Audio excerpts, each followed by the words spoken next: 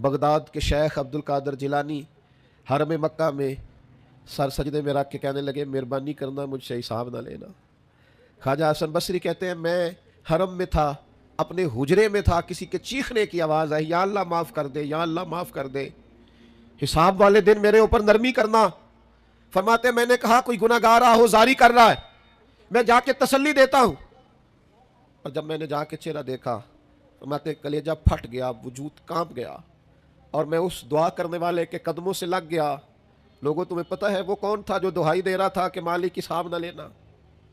وہ حسین کا کربلا میں تنہا بچ جانے والے صاحبزادہ امام زین العابدین تھے، وہ شیر خدا کا پوتا، فاطمہ کا جگر پارا، تعلیم امت کے لیے حرم مکہ میں اللہ کے حضور آہوزاریاں کرتا ہے۔ مالک وَلِمَنْ خَافَ مَقَامَ رَبِّهِ جنتان، اللہ کہتا ہے جو میرے سامنے کھڑے ہونے سے ڈرے گا میں 2 جنتیں دوں گا۔ امام زین العابدین حرم مکہ میں کہتے ہیں مالک حساب نہ لینا، مہربانی کرنا، پردے رکھنا۔